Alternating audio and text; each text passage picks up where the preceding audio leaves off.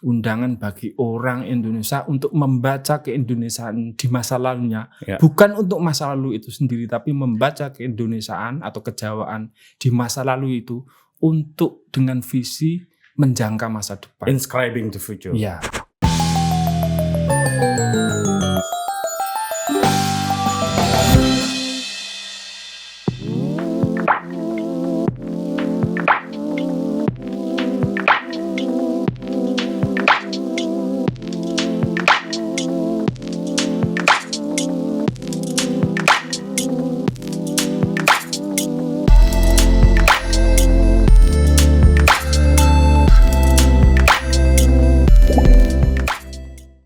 Halo, ketemu lagi dengan saya Putut EA, Kepala Suku Mojo, dan sore ini kami jauh-jauh datang ke salah satu dusun yang kemudian terkenal karena disinilah ada seorang kiai muda yang sedang terang benderang sinarnya, yaitu Mas Irfan Afifi. Halo, Assalamualaikum Yai. Waalaikumsalam. Ini Mas Irfan ini sudah pernah bertamu di studio kami, dan akhirnya hari ini kami yang gantian bertamu ke kantor mereka. Ini kantor Langgar, Pusat Kajian Islam dan Keindonesiaan lah, kenusantaraan gitu ya. Walaupun orang lebih mengenal sosok Irfan ini adalah ahli Jawa. Nah, khusus untuk obrolan sore ini sengaja saya akan secara khusus ini untuk pertama kalinya di podcast Mojo dan YouTube Mojo ini membahas hanya satu buku saja, yaitu buku tulisan dari kumpulan tulisan Ibu Nancy K. Florida, judulnya Jawa Islam di Masa Kolonial dengan judul kecil Suluk Santri dan Pujangga Jawa. Yang mengumpulkan dan menyeleksi naskah ini adalah Mas Irfan, yang menerjemahkan Mas Irfan, yang menyunting Mas Irfan, dan yang memberi kata pengantar yang sangat otoritatif juga Mas Irfan. Jadi kalau Anda belum membaca buku ini, rasanya rugi karena ilmunya luar biasa di sini. Jadi teman-teman silakan kontak ke toko-toko buku online yang jadi langganan Anda. Mas Irfan, sebelum saya mulai, saya ingin Anda menceritakan, walaupun di buku ini sudah diceritakan ya, gimana perjumpaan Anda dengan karya-karya Bu Nancy K. Florida atau Bu Nancy gitu aja lah ya. Ya. Perjumpaan saya sebenarnya relatif ini ya kebetulan begitu, tapi secara umum begini, sejak terbitnya saya Jawa dan Islam, buku saya yang fenomenal itu. Wes pede. Itu waktu itu saya memang itu usaha saya untuk menceritakan ulang, kemudian membagi pergulatan intelektual maupun rohani saya, sebenarnya tepatnya begitu. Di saat pergulatan intelektual itu saya menemukan tulisannya Bu Nancy. Waktu itu tulisannya di sebuah buku gitu, satu kumpulan buku, di dalamnya ada tulisannya Bu Nancy, Culture and Scholarship kalau nggak salah judulnya. Nah di sana ada tulisannya Bu Nancy tentang writing tradition, jadi menulis tradisi, the question of Islam gitu, pertanyaan ikhwal Islam kira-kira gitu.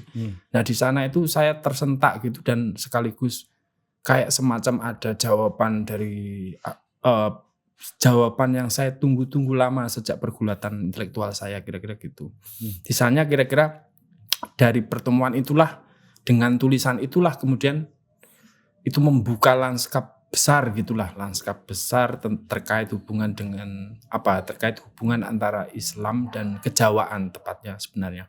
Islam dan kejawaan yang itu oleh kolonialisme atau oleh para penjajah bangsa ini, terutama di Jawa, bahwa kesarjanaan kolonial gagal atau tak mampu atau tak mau melihat Islam dalam tradisi Jawa.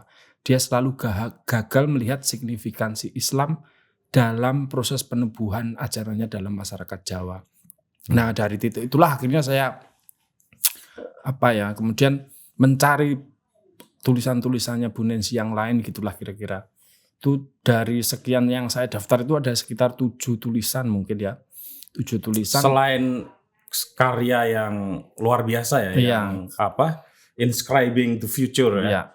Inscribing the Future itu karya disertasinya. Kemudian sebenarnya ada 3 naskah katalogisasi yang dilakukan oleh Bu Nancy selama dia penelitian di Surakarta. Jadi dia itu dapat pendanaan dari National Endowment gitu lah. International Endowment. Itu kayak lembaga PBB yang itu mendokumentasikan 3 pusat arsip dan naskah di Surakarta. Radia Pustaka, Kasunanan Solo, kemudian sama Mangkunegaran. Dia di 3 pusat inilah dia kemudian melahirkan tulisan Javanese Literature in Surakarta gitu. Saya tambahi ya. Jadi kenapa Bu Nancy itu sangat-sangat luar biasa bahkan menurut saya ya. Yang memang agak tertarik dengan sejarah dari dulu.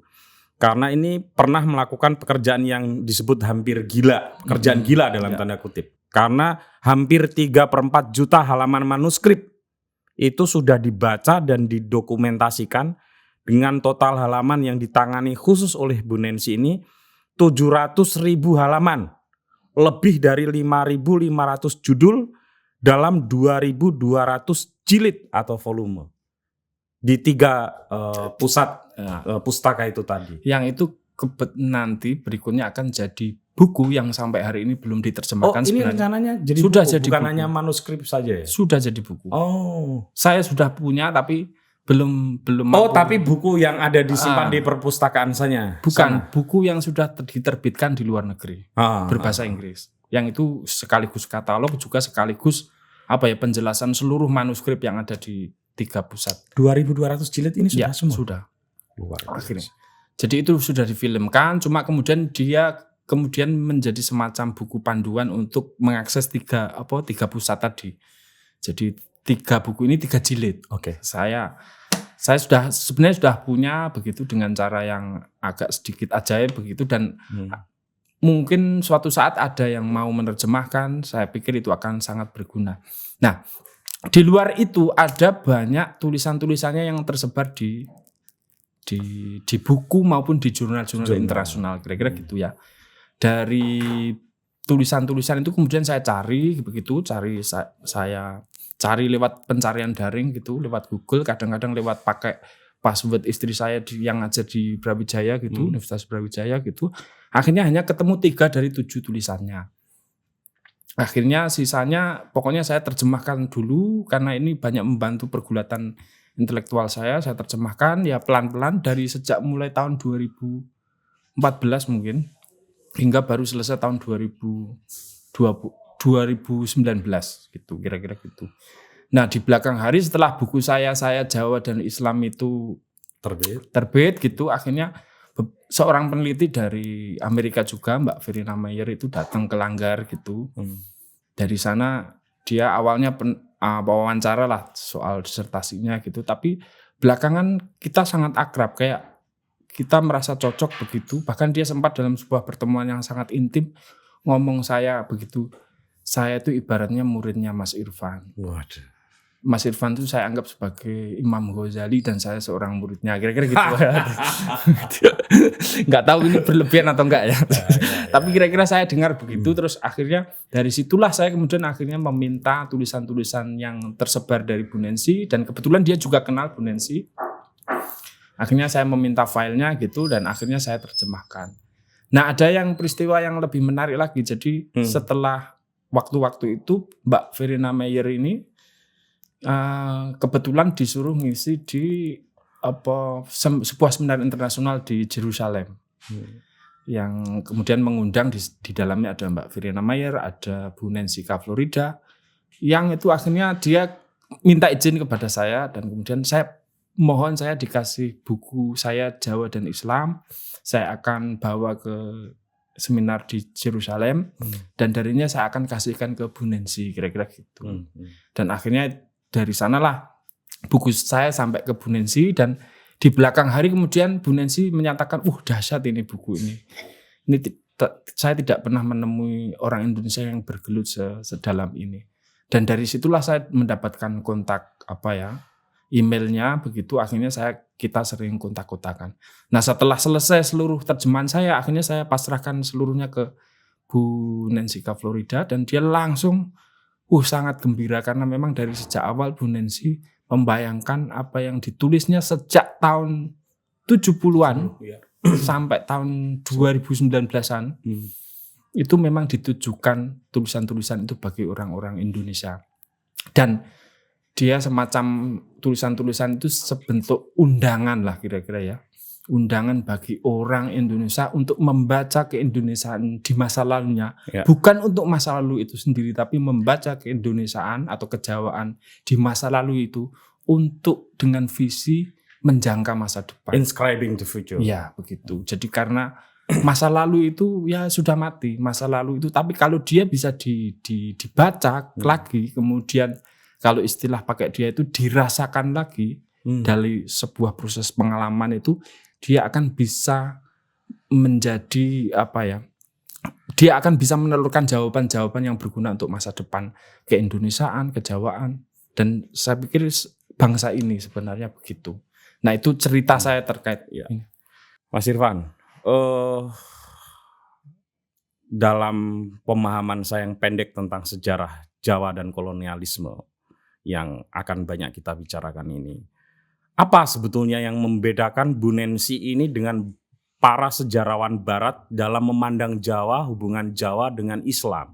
Bu Nancy mungkin sangat spesial ya, ini tentu sangat subjektif penilaian saya, tapi saya dari sekian jelajah intelektual saya terkait kajian-kajian keindonesiaan ya, utamanya terkait keindonesiaan dan keislaman, juga kejawaan dan Islam, itu sebenarnya saya pandang Bu Nancy itu orang yang punya pembelaan yang tegas atau politik pengetahuan yang paling tegas dalam menempatkan kajian ini. Politik yang seolah-olah dia ingin memberi suara, melakukan advokasi secara pasca kolonialisme agar jangan sampai hubungan yang relatif padu antara Islam dan kejawaan ini luntur. Sehingga pembacaan-pembacaannya benar-benar sangat alternatif bagi saya. Karena bisa bahkan dalam beberapa hal dia bisa menyingkap di titik mana penyingkiran lah diskursus sumbangan kontribusi Islam terhadap kebudayaan Jawa khususnya dari bacaannya, dan dia punya otoritas atas itu. Dia meneliti hampir 3/4 juta halaman naskah, dan dari sananya dia melihat bahwa Jawa itu yang dulu diasumsikan orang para sarjana Belanda itu dianggap sebagai benteng pertahanan lebih bernuansa Hindu Buddha kira-kira gitu. Itu sebenarnya pada sejatinya adalah benteng kejawaan yang sudah merupakan direvolusi total oleh Islam kira-kira gitu. Dan dari temuan-temuan naskahnya yang 3/4 juta naskah itu membuktikan akan itu. Nah, dan itulah yang belum dibuktikan oleh para sejarawan-sejarawan kita. Nyaris tidak ada? Atau sebetulnya ada? Nyaris belum ada, karena beberapa orang itu sekarang meneliti lewat jalur ini, manuskrip yang disimpan-simpan oleh di pusat, misalnya di Leiden, di British Library, kemudian ada di Singapura, ada di banyak tempat. Tapi mereka jarang memperhatikan naskah yang dikoleksi oleh 3 pusat naskah di Keraton Solo ini. Oke, nah disertasi Bu Nancy yang Writing the Past and Inscribing the Future itu History of Prophecy in Colonial Java ini kan sudah diterjemahkan di dalam bahasa Indonesia kira-kira tahun 2000-an awal. Apakah tidak membawa kenapa tidak membawa pengaruh perspektif di kebanyakan para intelektual kita yang punya concern terhadap hubungan antara Jawa, Islam dan kolonial? Saya nggak tahu, mungkin juga karena faktor mungkin satu masalah fokus mungkin ya. Fokusnya tentang Babat Tingkir yang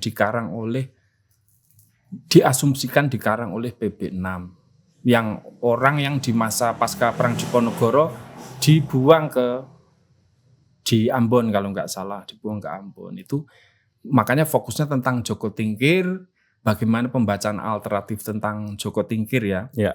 Yang itu di sana akhirnya fokus politik pengetahuan bagaimana penyingkiran Islam terhadap kontribusinya bagi kesejahteraan Jawa itu akhirnya tidak terlalu diberi tempat di titik itu. Walaupun di awal-awal memang disinggung. Di pengantarnya kan ada itu. Nah, cuma begini, mungkin juga faktor yang kedua adalah karena ini faktor mungkin juga terjemahan mungkin ya.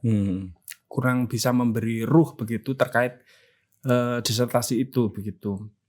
Dan saya pikir justru politik advokasi pasca kolonialnya itu tampil mengemuka di tulisan-tulisan yang saya kumpulkan ini, kira-kira gitu.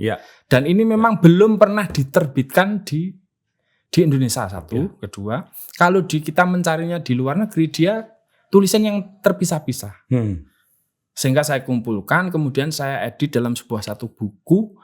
Dan bahkan kemarin Bu Nancy itu pas di lewat jaringan surel gitu, email, dia ngomong bahwa gubahan kita ini Mas Irfan lebih baik daripada versi Inggrisnya. Kira-kira gitu. Karena soalnya hampir seluruh kutipan-kutipan serat-serat maupun suluk yang ada di dalam tradisi Jawa itu kemudian ditambahkan, kemudian digubah baru. Terjemahan saya itu diterima oleh Bu Nancy, kemudian digubah lagi oleh Bu Nancy agar menurut dia agar bersuara layaknya seorang dari Bu Nancy sendiri lah, kira-kira gitu. Oleh karena itu penerjemahnya kembali di sini ada namamu dan ada Bu Nancy ya. Itu saran prosesnya Bu Nancy. gitu. Saran Bu Nancy ini ditulis saja Mas Irfan sama saya begitu, agar dia juga, karena seluruh terjemahan yang di Bu Nancy ini seluruhnya saya nggak ngedit. Walaupun awalnya saya terjemahkan, tapi walaupun ada kejanggalan tertentu yang di bait serat-serat itu ya yang diterjemahkan Bu Nancy itu, saya nggak berani ngedit kecuali yang sangat parah misalnya. Jadi misalnya bukan soal substansi, tapi misalnya dia mungkin bahasa Indonesianya mungkin di beberapa aspek kurang, misalnya kayak oleh karena itu, misalnya dia oleh itu, misalnya gitu itu kan. Nah, saya kadang ikut ini. Tapi lebih ke problem tata bahasa. Ya, begitu. Saya pikir itu. Pertanyaan selanjutnya yang juga penting adalah ini judul besarnya Jawa Islam di masa kolonial dan ada judul kecilnya Suluk, Santri dan Pujangga Jawa. Kenapa ada judul kecil ini? Itu judul yang ngasih saya semuanya itu. Iya. Makanya saya minta pertanggungjawaban intelektual Anda. Jadi seluruh tulisan yang ada di buku ini, pertama, satu terkait bahasan tentang suluk dalam kesusastraan Jawa. Kemudian kedua terkait santri. Jadi seluruh pujangga besar kita itu yang dibahas Bu Nancy di sini seluruhnya jebolan santri.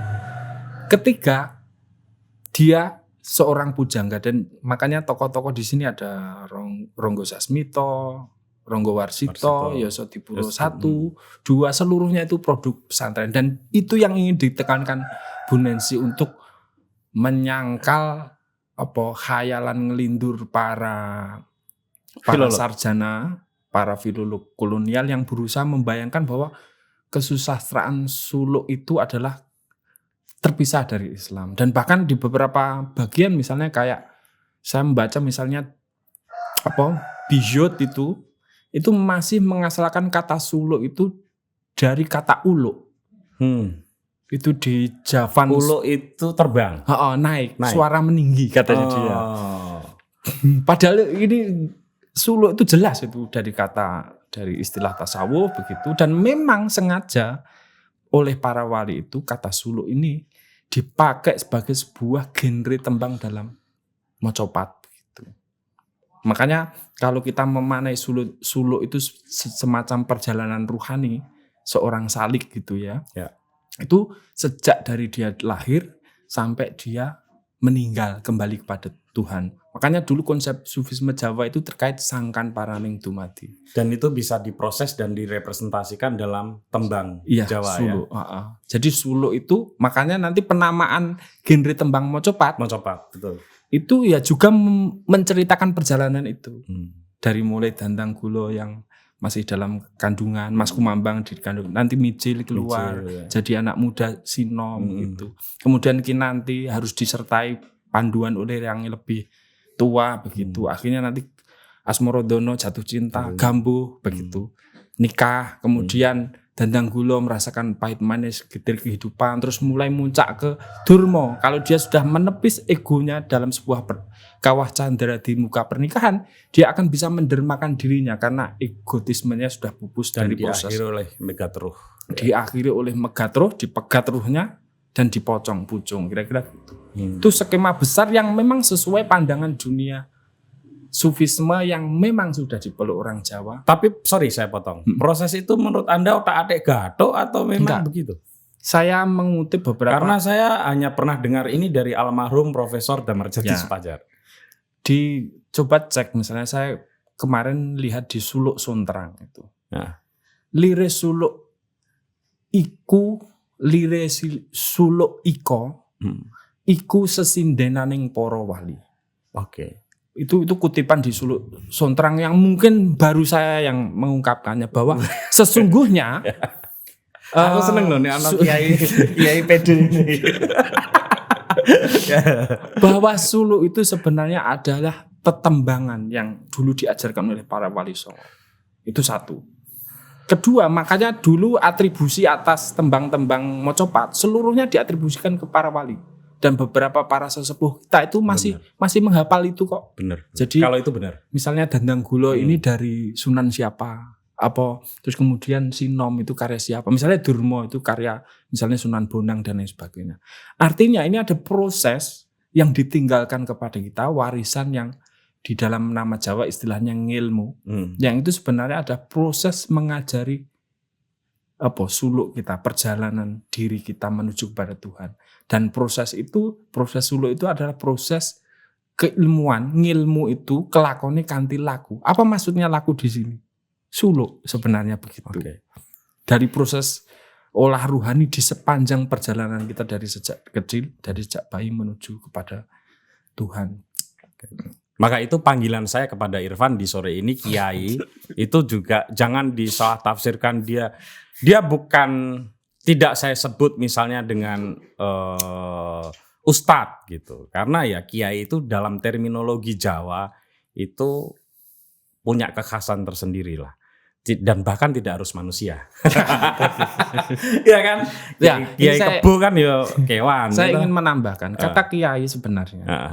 Kata Kiai itu sebenarnya orang yang sudah mencapai keilmuannya ke level paling tingginya, aspek paling batin. Ayo, situ berarti ya udah. Aspek batinnya itu adalah makrifat, kira-kira gitu.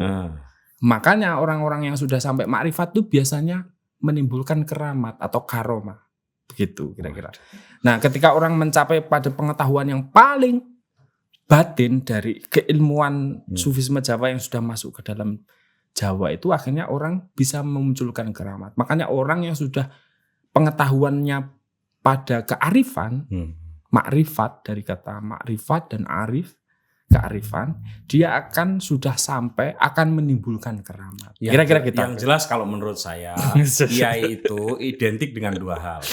Laku ngelmu plus bijak. Itu sudah cukup disebut siap. Mau keduren. Kita masuk langsung ke inti buku ini. Apa yang terjadi di Jawa Islam, Jawa strip Islam di masa kolonial?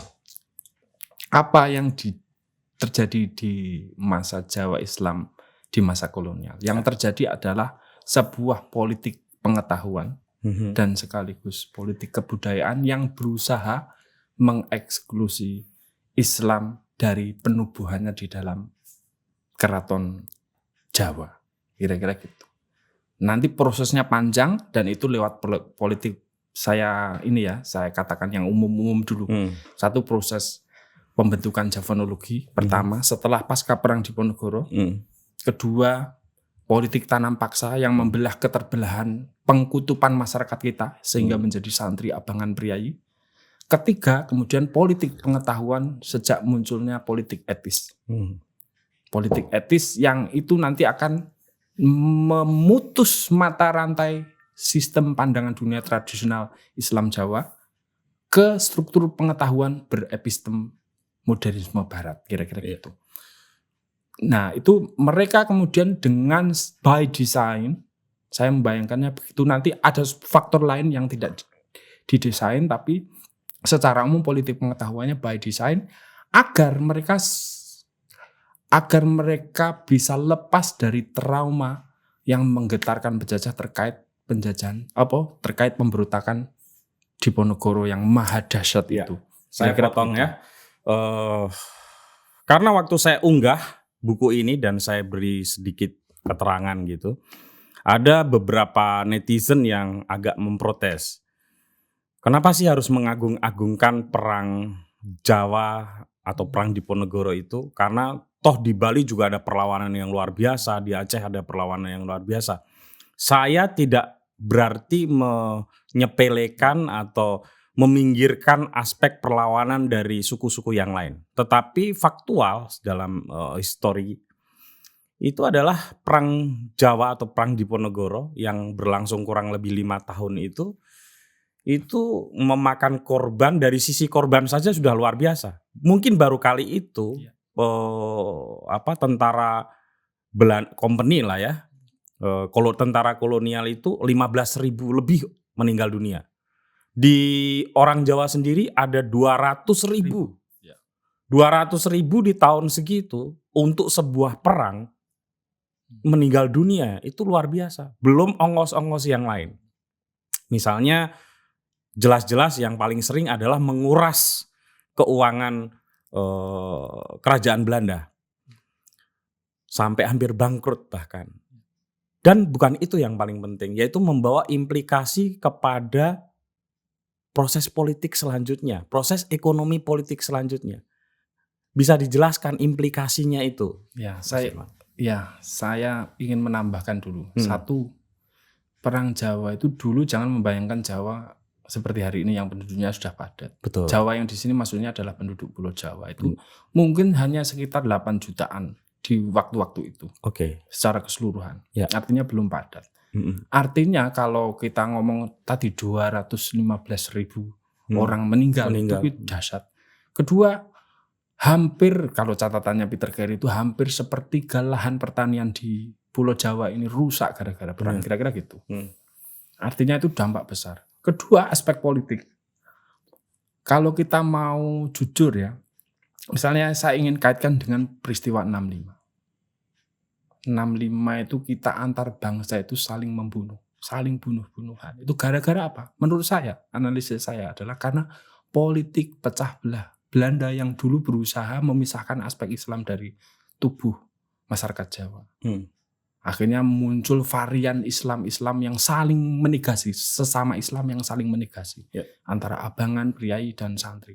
Akhirnya itu terrepresentasi juga di spektrum politik pergerakan nasional kita, dari mulai Budi Utomo, Taman Siswa, bahkan termasuk ormas-ormas kita, Muhammadiyah, NU, Taman Siswa, Jong Java, nanti ada partai politiknya PSII, yang nanti di tahun pemilu-pemilu di tahun awal misalnya, setelah kita merdeka, tahun 55 misalnya, seluruh spektrum politik kita itu mengacu pada preferensi keagamaan yang telah terpecah belah ini. Artinya sebetulnya politik yang kemudian dikembangkan oleh kolonial setelah perang Diponegoro itu berhasil dan berhasil membuat bangsa kita seolah-olah terkotak-kotak.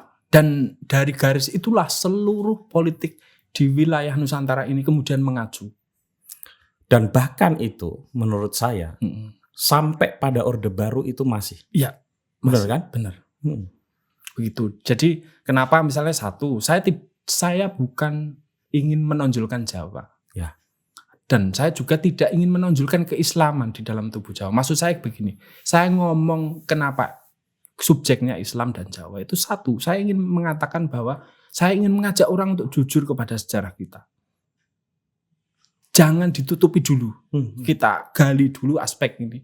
Karena memang dulu yang menyatukan kejawaan Sumatera, Aceh, Melayu, Minang, Sunda, Madura itu sebelum sebelum ada ide negara bangsa, sebelum ada ide demokrasi, sebelum ada ide komunisme, hanya agama yang menyatukan mereka.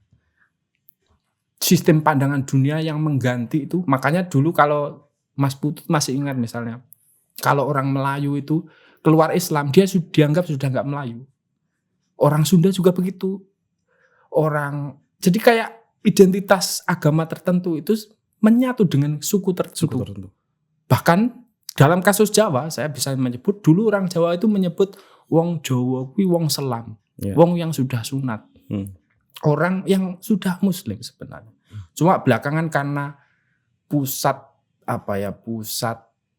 kantornya Belanda, pusatnya itu ada di Pulau Jawa, akhirnya orang Jawa lah yang pertama kali menerima dampak dari politik kebudayaan maupun politik pengetahuannya kolonial ini. Yang kemudian dari keberhasilan, misalnya kasusnya perang Diponegoro, keberhasilan menundukkan Diponegoro itu kemudian diterapkan di Aceh misalnya. Ya, betul. Nanti di mana? Ya. Begitu dengan tipe corak yang sama misalnya. Memecah belah misalnya kalau di Aceh misalnya memecah belah antara Tengku dan Teuku. Betul. Nanti di Minang juga begitu. Jadi kayak semacam ini presiden besar Jawa gitu, karena kalau ya memang karena kantor pusatnya di sini dan mereka sudah pernah punya obat punya strategi untuk melakukannya gitu ya. Dan dari situlah dan itulah yang menurut saya menjadi beban sejarah bangsa kita hari ini. Dari mulai kasus 65. Nanti kemarin kita masih ingat itu peristiwa politik kita Cebong Kampret itu. Betul. Itu kan akhirnya juga sama kayak semacam preferensi politik, preferensi keagamaan bahkan. Termasuk mungkin Islamofobia akhir-akhir ini juga berasal dari situ. Betul. Orang masih belum keluar dari dikotomi antara entah itu suku tertentu dengan agama tertentu, nasionalisme bahkan dipertentangkan dengan agama. Gitu. Makanya begini, bacaan saya. Kebetulan saya ingin kabarilah bahwa saya itu sebentar lagi mungkin bulan ini akan menerbitkan buku namanya Suluk Kebudayaan Indonesia. Itu sebenarnya usaha saya dan teman-teman tentu terutama di Langgar bahwa untuk ketengahkan sekeras apapun usaha kita untuk menelurkan solusi atas bangsa ini, jika tanpa menangani agama dia akan terancam kegagalannya. Kan dari sejak dulu negara ini didasari dan semakin hari kita lihat kan beragama orang Indonesia itu malah justru kalau ramalannya sekularisme itu kan kita akan ambruk lah agama-agama dunia itu berganti dengan agama yang lebih kemanusiaan gitu ya. Tapi ternyata bertambah terus beragama ini. Makanya saya merasa bahwa ayo kita menggali, ayo kita masuk kepada sejarah kita. Masuk kepada akar sejarah kita yang bisa menembus sampai bisa mengkuliti kesarjanaan kolonial itu, karena dalam beberapa titik itu justru menghambat usaha pengenalan diri kita terhadap sejarah kita. Dan dalam kasus saya dulu justru menghambat saya mengenali diri saya sendiri gitu. Yang terbentuk dilahirkan dalam Islam dan kejawaan yang sudah tidak terpilah lagi. Nah, dari titik itulah kemudian saya membayangkan, ayo kita jujuri. Toh kita di dalam filsafat Pancasila kita itu masih ada konsep ketuhanan yang Maha Esa, kemanusiaan yang adil beradab. Artinya prinsip kemanusiaan yang ada di Indonesia ini dari sejak awalnya dulu itu selalu diandikan dalam prinsip ketuhanannya. Prinsip kemanusiaan yang berbasis ketuhanan, bukan prinsip humanity yang sekuler, humanity yang berasal dari gagasan tentang individualisme di Eropa misalnya begitu. Sehingga ayo jangan dimaknai demokrasi kita ini demokrasi yang melulu liberal. Karena tentu ada banyak usaha kita dari sejak zaman Soekarno sampai Soeharto itu yang gagal, berhasil. Tapi kita jangan lepas dari ini bahwa basis pendirian bangsa ini itu didasarkan ada prinsip-prinsip ajaran satu religiusitas agama begitu, dan kemudian dari ajaran agama ini kemudian diolah oleh proses pergulatan kemanusiaan manusia yang kemudian berbuah kearifan dan adat. Jadi adat itu bagian dari manifestasi ajaran agama tertentu. di Indonesia yang kemudian itu dirumuskan Soekarno dalam sebuah sistem falsafah kebangsaan ini. Oke. Nah, teman-teman, sebetulnya kenapa ini penting seperti yang diutarakan oleh Mas Irfan tadi, bahwa apa yang dilakukan oleh kolonial pasca Perang Diponegoro itu sebetulnya sudah terlalu nggak tahu ya, sudah merasuk dalam darah dan naluri atau nalar berpikir orang gitu. Nah, itu yang memang mungkin perlu untuk pelan-pelan direvisi dalam tanda kutip. Satu hal yang perlu digarisbawahi dari obrolan tadi itu sebetulnya yang saya mau tekankan di sini adalah pengetahuan kolonial gitu ya. Itu sebetulnya juga ada di kebanyakan intelektual kita. Bahwa dulu Nusantara terutama Jawa itu damai karena ada Hindu dan Buddha. Kemudian Islam datang merusaknya. Di mata kolonial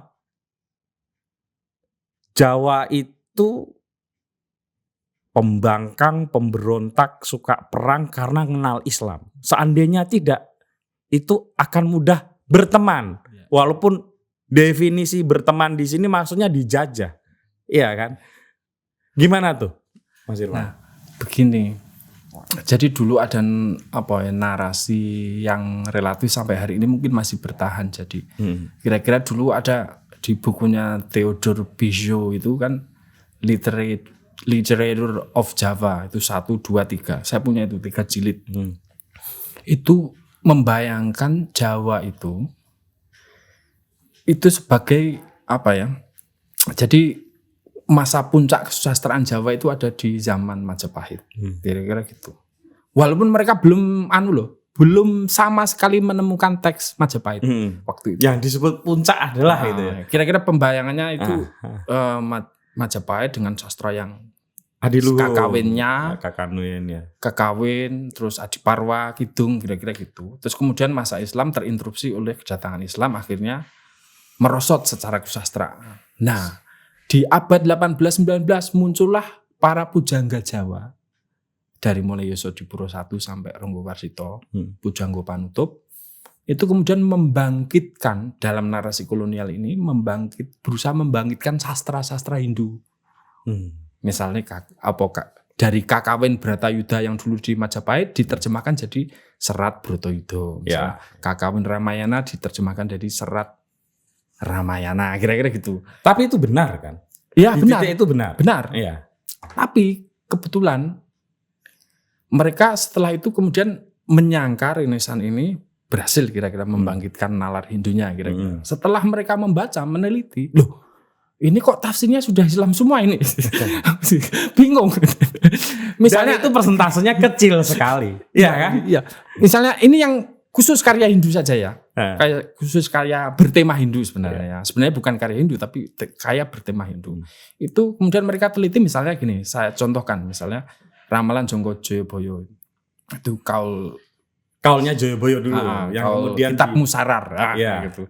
Joyoboyo itu dipandang sebagai manifestasi Wisnu apa gitu. Iya, betul. Yang meramalkan Jonggoboyo. Tapi oleh para pujangga istana ini kemudian muncul sosok-sosok baru. Misalnya Syekh Maulana Ali Samsudin yang mengajari Joyoboyo tentang ini ramalannya itu. Jadi sumber dari ramalan itu bukan Joyoboyonya, tapi Syekh Sufi dari Turki, Rum misalnya gitu. Akhirnya begitu juga tafsir yang lain, banyak sekali Serat Bratayuda, Serat Romo gitu. Ada gagasan Dewa Ruci pun kemudian ini kan jadi sangat sofistik. Dewa Ruci itu tidak ada di zaman Majapahit. Itu murni produk para Wali Songo. Ada dulu Purbacaraka ngomong itu mengkategorikan Dewa Ruci itu di sastra tengah. Nah, sastra tengah itu tepat pada saat penyebarannya Wali Songo. Bukan di Kakawin loh ya. Jadi di zaman Majapahit tidak ada cerita Dewa Ruci yang sampai menyelamkan. Apalagi seluruh tafsirnya kalau Anda baca di Dewa Ruci, itu pertemuannya misalnya kayak Bimo itu yang menyelam itu nanti ketemu 4 warna. Ini kan konsep konsep Islam. nafsu dalam Islam. Iya. Misalnya ada lawamah, supiyah, benar. amarah, mutmainnah, Iya. kira-kira gitu. Nanti ketemu lagi. Kalau jenengan baca Suluk Linglung misalnya di sana nanti ketemu terakhir ketemu pancawarna satu cahaya yang banyak sampai kepada cahayu itu kang aran muka sifat.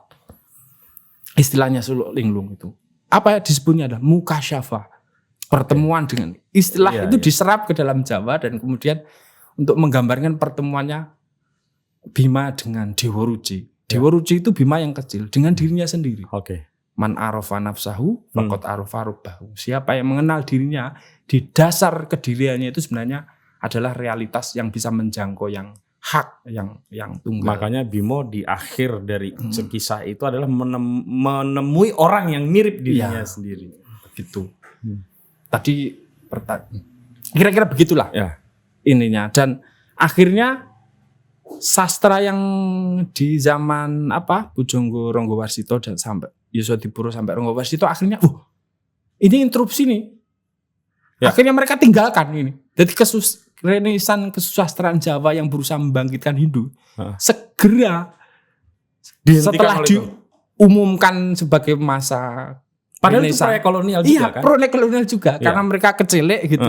Akhirnya ditinggalkan juga. Akhirnya mereka mencari sastra yang lebih tua. Kakawin. Makanya nanti ketemunya kakawin itu bukan di Jawa. Misalnya negara Kartagama. Ketemu di Lombok. Pararaton ketemu di Bali. Gitu-gitu. Ya itu bukan peradaban Jawa menurut saya. Itu sudah sana. Bahkan di Lombok itu naskah negara Kartagama dianggap sebagai pusaka kesusastraan Islam. Ya tanda tanya ya kita nggak tahu gimana. Tapi kira-kira begitu. Makanya nanti belakangan di level politik pengetahuan misalnya di kira-kira menjelang akhir abad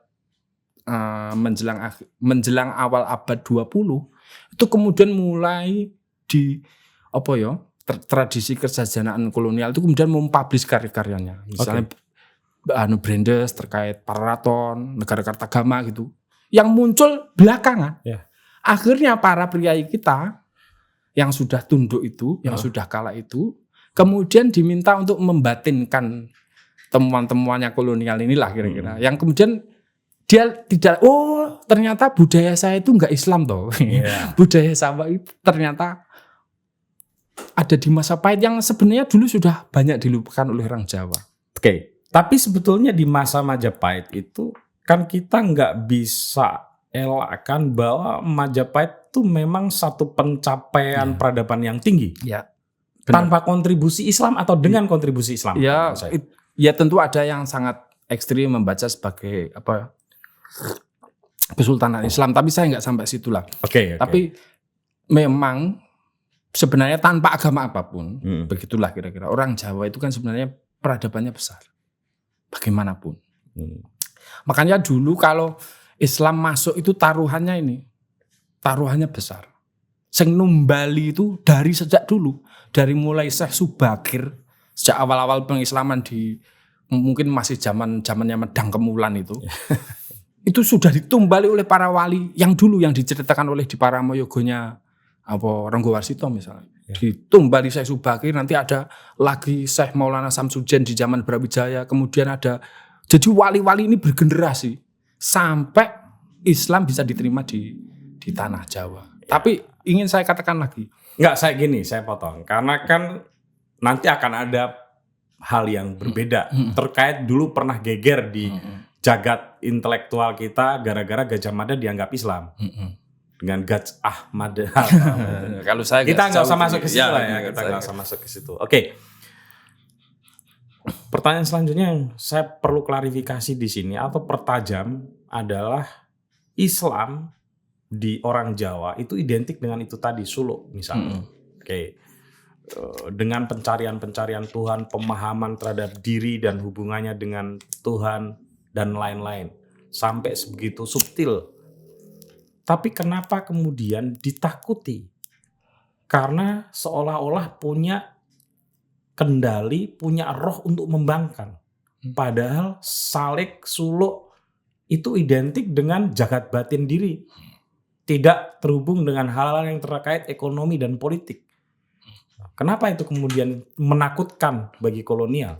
Satu, bagaimanapun tradisi Thorikot, kalau pembacaannya ini ya pembacaan yang lebih luas. Sebenarnya para salik-salik ini, kalau dalam tradisi Islam misalnya, kalau teman-teman pernah dengar misalnya tradisi Futuwah, itu tradisi kekesatriaan di dalam kerajaan-kerajaan Islam dulu di zaman Abbasiyah, Umayyah gitu ya. Futuwah itu kekesatriaan yang nilai-nilainya diambil dari Sufisme, yang itu tapi untuk kasus ksatria. Oke. Terus? Sehingga dia menguatkan, dan di banyak tempat di dunia Islam itu Sufisme adalah faktor yang menggerakkan revolusi di Maroko, di ini bahkan dibentuk oleh para salik-salik sufi ini. Itu satu. Kedua, kenapa kasusnya Jawa berbeda? Saya ingin menawarkan cara baca baru dalam membaca Sufisme. Gimana? Jadi di Jawa ini Sufisme itu muncul bukan dari pinggiran dalam kasusnya orang Jawa. Jadi kalau kita membaca sejarah tasawuf itu kan Hasan Basri, kemudian Sufyanus Tsauri, kemudian Ma'ruf Khorqi, kemudian Junaid al-Baghdadi, itu semuanya di pinggiran. Di pinggir kekuasaan sebagai usaha untuk mengkritik, mengcounter keduniaannya raja-raja, atau tersingkir. Tersingkir ya. Tersingkir kemudian ya memperkaya dirinya karena tidak bisa melakukan perlawanan politik secara langsung. Ya, akhirnya menyingkir. Nah, kasusnya di Jawa, Sufisme tegak di atas. Jadi yang mendirikan Cirebon, yang mendirikan Demak, yang mendirikan Pajang, yang mendirikan Mataram, itu adalah para wali. Makanya beda sekali ciri-ciri Sufismenya. Makanya nanti saya ajak pelan-pelan. Jadi Sufisme di zaman Mataram misalnya, saya kemarin baca terakhir dari The Seen and the Unseen World in Java. Itu karya-karya Wycliffe yang fenomenal itu. Yang sampai pada kesimpulan bahwa sistem pemerintahan politik zaman Sultan Agung itu dasar traktat filsafat pemerintahannya itu adalah traktat pemerintahan Sufi. Sufi political teokrasi atau apa. Saya lupa. Itu dari naskah suluk Garu. Berarti Sufi nanti bisa ini ya, kalau yang ini mau bikin skripsi atau disertasi, ada politik Sufi. Jadi begini. Termasuk sampai ke pemerintahan. Jadi konsepnya adalah sistem politik yang didasarkan pada perjuangan atau perang di dalam kerajaan diri. Kira-kira gitu. Oke. Kerajaan diri lalu distrukturkan dalam sistem pemerintahan. Kira-kira gitu. Makanya usahanya orang Jawa itu nanti gelarnya kan Sayyidin Panatogomo.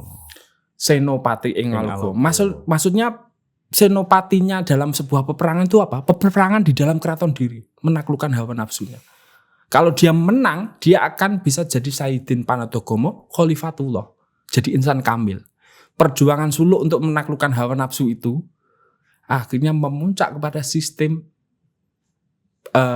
Khalifatullah yang itu bisa mencerminkan bayangannya Tuhan di ini. Makanya istilahnya itu jumeneng noto.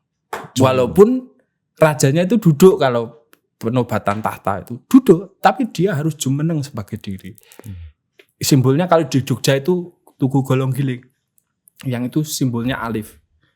Jadi orang yang sudah jumeneng, penglihatannya pasti manunggal, sudah ke arah yang tunggal, tidak terpengaruh oleh ini, sudah jejak sebagai manusia pribadi. Dan pribadi ketika sudah jejak, pasti keratonnya jejak.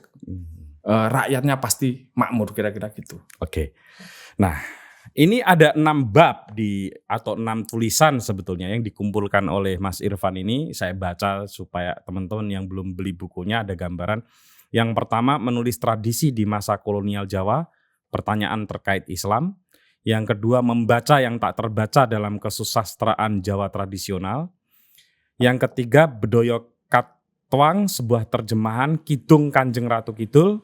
Yang keempat, nah ini yang sering dipakai untuk membedah buku ini adalah Sex Wars, menulis relasi gender di abad ke-19 Jawa. Kemudian yang kelima, hidup di zaman edan, hari-hari terakhir Pujongo Panutup Jowo. Kalau saya seneng banget yang nomor 5 ini, karena kan saya punya hubungan yang kepenyairan. ya, sastrawan. Ini rahasia kita berdua. Ya, keenam, Semerbak Aroma Sufi Syatariah, dunia kesusastraan Keraton Surakarta di abad ke-19 Jawa. Jadi ini ya namanya orang muda dulu. Saya waktu mau memutuskan mau jadi penulis atau enggak itu ada dalam kegamangan. Nah, bapak saya yang Muhammadiyah itu, saya harus pertegas ini. Bapak saya yang Muhammadiyah itu menasihati saya untuk nyekar ke makamnya Ronggo Warsito. Lalu saya waktu itu belum banyak internet. Lalu saya baca-baca di Surabaya waktu itu. Saya ada di Surabaya karena menurut saya beberapa hal yang saya butuhkan itu ada di Surabaya. Saya ketemu satu artikel pendek yang mana kaul keijabah gitu ya. Itu kalau nyekar di Ronggo Warsito itu ketemu ular. Iya, karena pujangga itu kan dari kata bujangga, artinya ular. Dan tanda tangannya Ronggo Warsito pernah lihat, mirip banget dengan ular kan. Ya. Akhirnya nyekar saya. Nyekar, takut. Menjelang malam gitu, saya pikir ularnya nanti ada di mana. Saya takut ular. Nggak ketemu ular. Akhirnya saya pulang, naik sepeda motor. Di tengah perjalanan, ular mencegat sepeda motor yang saya tunggangi. Saya kemudian mantap untuk jadi penulis. Persoalan tidak berhenti di situ. Karena saya mengajak teman yang kebetulan juga sedang memastikan apakah dirinya mau jadi penulis atau enggak. Jadi itu ini cerita pinggirannya. Tapi saya punya hubungan yang agak secara psikologis gitu, agak dekat dengan Ronggo Warsito karena punya pengalaman itu tadi. Jadi saya nomor 5 itu senang. Nomor 1 dan 2, bab 1 dan 2 sudah agak kita bicarakan. Terkait dengan Kanjeng Ratu Kidul. Apa itu politik yang terjadi di sana itu? Apakah kisah itu sanepo ataukah dibuat untuk membuat orang Islam kemudian harus bekerja sama dengan demit dan lain sebagainya, atau bagaimana? Jadi gini, ini dalam konsep ini ya pemerintahan Jawa ya. Jadi kalau mau pengen menjadi raja di Jawa itu, dia sekaligus harus menata, istilahnya saya itu toto bebrayan ageng, tata masyarakat besar, relasi masyarakat yang besar. Di dalamnya bukan hanya manusia yang hidup ini saja, tapi ada jin, ada alam. Makanya nanti gelarnya Hamengku Buwono begitu. Nah, tata ini itu harus dihubungi, ditata sebegitu rupa untuk menata keserasian 3 aspek penting ini. Makanya, tapi haruskah dinikahi?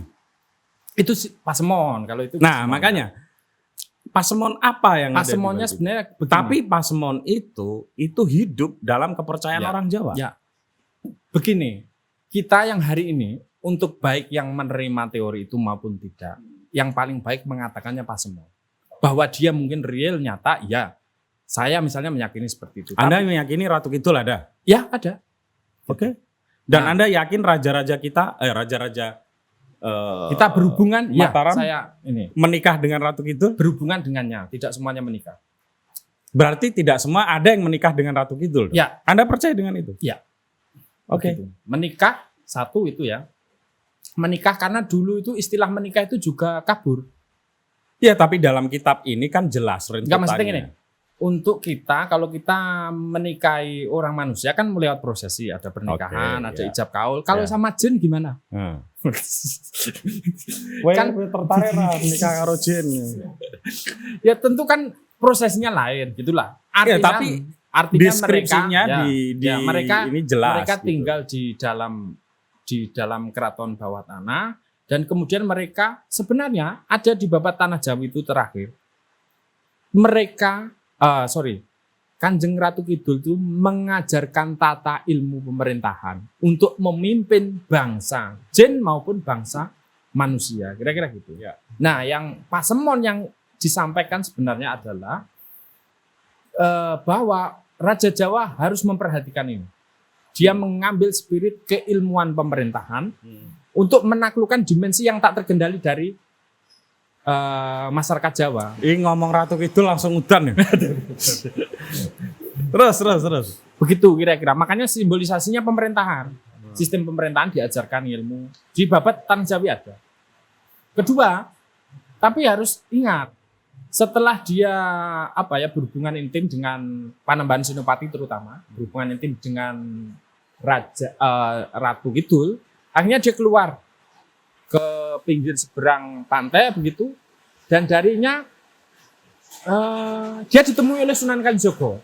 Akhirnya dia kamu jangan kibir, kamu jangan takabur, karena apa yang diajarkan Roro Kidul itu belum tentu ini. Kamu harus sebagai manusia, kamu harus berusaha ikhtiar bahwa kamu sudah mendapatkan wangsit, kamu sudah mendapatkan pencerahan. Tapi ikhtiar layaknya manusia normal biasanya harus dilakukan. Kira-kira gitu. Makanya kemudian Sunan Kalijogo itu mengalirkan air, meneteskan air itu untuk menggarisi kerajaannya, kerajaan Mataram pertama. Sehingga itu simbol sebagai ikhtiar manusia untuk menegakkan kerajaan Jawa yang walaupun kamu sudah mendapatkan pencerahan, walaupun kamu sudah mendapatkan wahyu, tanda petik wahyu ya, kamu harus berjuang, berikhtiar layaknya manusia berjuang. Mendasarkan kepada ilmu, mendasarkan pada tata pemerintahan yang tersusun, rapi, begitu. Kira-kira begitu. Oke, yang terakhir, karena suaranya bising banget ini, Mas Irfan. Untuk Sex Wars, menulis relasi gender di abad ke-19 di Jawa. Sebegitu dekadenkah orang Jawa memandang perempuan? Sehingga perempuan identik dengan orang yang bahkan diceraikan, disiksa asal masih bakti pada suami, maka kelak dia akan masuk surga gitu-gitu. Itu gimana tuh membaca? Begini. Satu, sebenarnya tulisan itu ini mengetengahkan justru aspek paling konsekuensial dari perang Jawa. Oke. Jadi sejak kita kalah dalam peperangan dengan penjajah, ya, kita impoten secara politik, ya, sehingga para raja Jawa setelah mereka impoten, mereka berusaha menunjukkan potennya, powernya, lewat domestic power. Iya, lewat domestic power.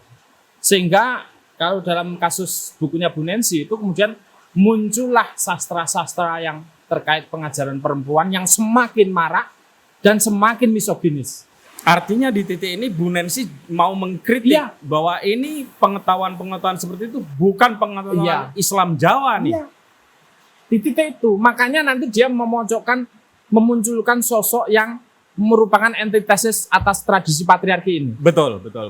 Yaitu tokoh Sekar Kedaton. Kira-kira gitu. Iya. Sekar Kedaton ini harus saya garis bawahi karena saya sebetulnya medan tafsir itu terserah pembaca ya. Cuman pesan ini itu sebetulnya kuat kalau kita baca dengan metodologis. Gitu loh.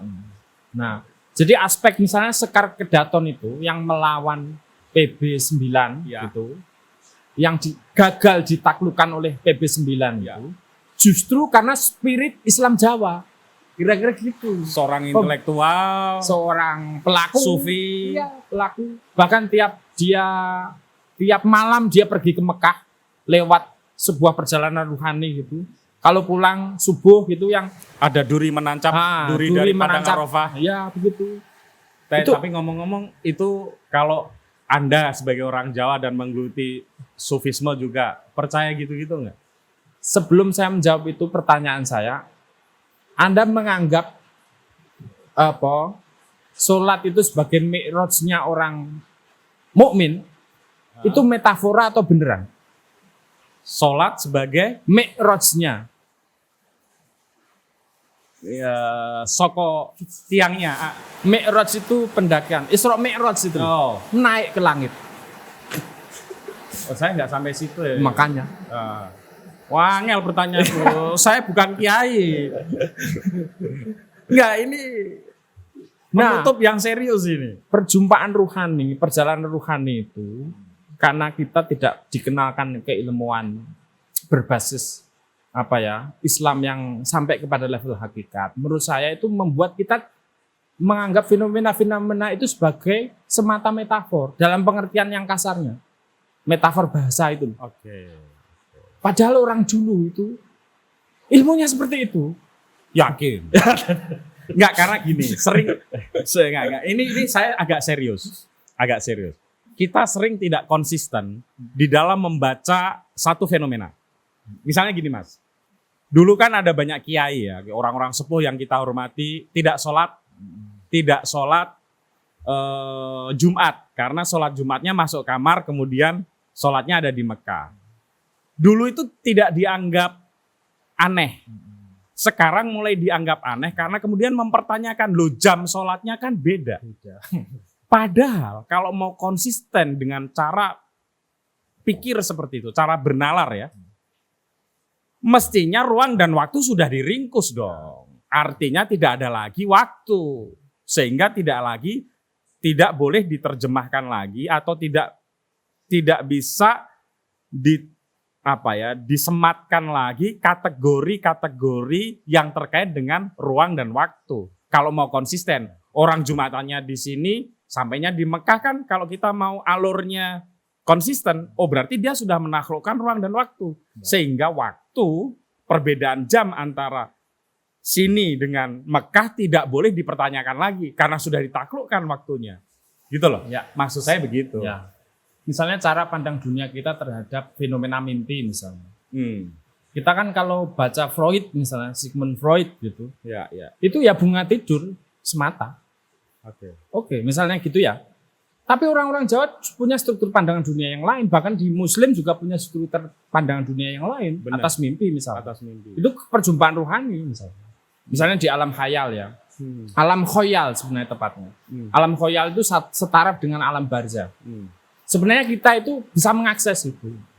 Itu satu, makanya dulu mimpi itu sangat penting. Misalnya bermimpi dengan Nabi Muhammad itu adalah mimpi yang hak. Gitu. Kira-kira begitu. Nah orang sekarang karena sistem pendidikannya sudah modern, akhirnya tertolak realitas-realitas seperti itu. Gitu.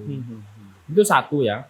Makanya dulu misalnya saya masih lihat misalnya sesepuh saya dulu di desa saya misalnya ada yang bisa terbang. Terus habis itu saya kuliah di universitas misalnya diomongin bahwa itu mitologi misalnya, gitu kan kok enak sekali gitu loh. Dulu saya melihat dengan mata kepala sendiri, kok ini kan gitu. Akhirnya ini ada atau sihir, kesenjangan gap lah ya. Senjangan gap dari cara memandang dunia yang memang sistem keilmuan kita memang sudah semakin lama ditinggalkan. Ketika sistem lama itu semakin ditinggalkan, dia tidak pernah diurusi, akhirnya dia juga mengalami fase dekadensinya. Begitu. Karena nggak pernah diajarkan turun-temurun yang lebih bagus gitu, karena nggak pernah diurusi. Akhirnya nanti jatuh ke anak cucunya sudah tinggal klenik semata. Bukan lagi dalam rangka perjalanan ruhaniyah meningkatkan proses kemanusiaan seseorang misalnya begitu. Kira-kira gitu. Dan di titik itu kalau cerdas, saya pikir realitas itu satu sebenarnya sudah akrab dengan kita. Kedua itu sebenarnya pengalaman-pengalaman itu bukan sesuatu yang menakjubkan. Itu bahkan dalam kasusnya para pelaku suluk Jawa itu bahkan menjadi rintangan. Karena itu bisa menggoda untuk tahapan-tahapan yang lebih tinggi, kira-kira gitu. Akhirnya lari ke pesugihan jin, lari ke Gunung Kawi dan lain sebagainya itu karena godaan jin. Untuk agar mereka dari pelaku yang masih terbelenggu oleh egoismenya sendiri. Masih pengen kekayaan, masih pengen kekuasaan. Terus bisa membaca pikiran orang, bisa membaca masa depan. Kalau gitu. Orang katrem kalau dalam bahasa Jawa. Atau lebih suntuk malah justru di situ. Padahal itu hanya godaan-godaan di tengah jalan. Oke, teman-teman. Karena sudah 1 jam lebih ya, dan hujan karena menyebut Nyi Roro Kidul tadi.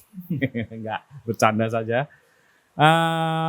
Terima kasih Kiai Irfan. Ya, sama-sama. Dan teman-teman, saya sangat serius merekomendasikan buku ini untuk dibaca bagi orang yang ingin menggeledah lagi cara pikir kolonial yang sampai sekarang itu sebetulnya masih terus menubuh dan hidup di dalam alam pikiran kita. Terakhir saya kira ya Mas Irfan, entah setuju atau enggak, termasuk Islamophobia yang ada akhir-akhir ini, dikit-dikit Islam diserang, dikit-dikit ini karena Islam dipisahkan dari nasionalisme dan lain sebagainya gitu.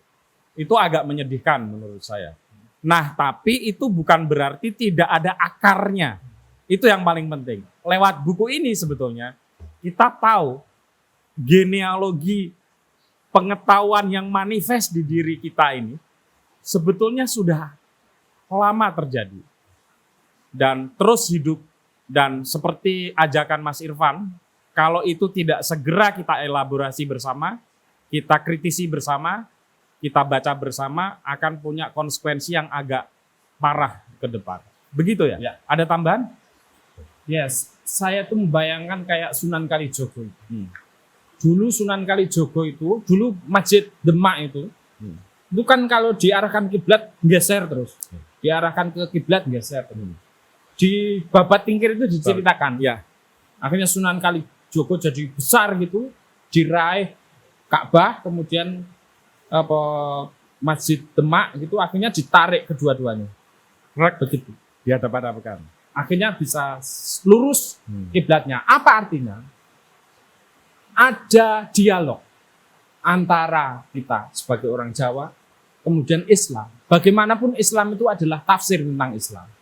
Dia nggak boleh mutlak. Dan Islam itu harus, jika dia memang ajaran universal, kebenarannya, dia harus membantu pergulatannya orang Jawa menemukan titik puncak kemanusiaannya. Makanya Islam dan kejawaan, Islam dan keindonesiaan itu akan membantu proses pergulatan kemanusiaan seorang menuju kemanusiaan puncaknya. Begitu Mas Putut. Oke, penutup yang luar biasa dan sampai ketemu lagi di Bertamu Seru selanjutnya.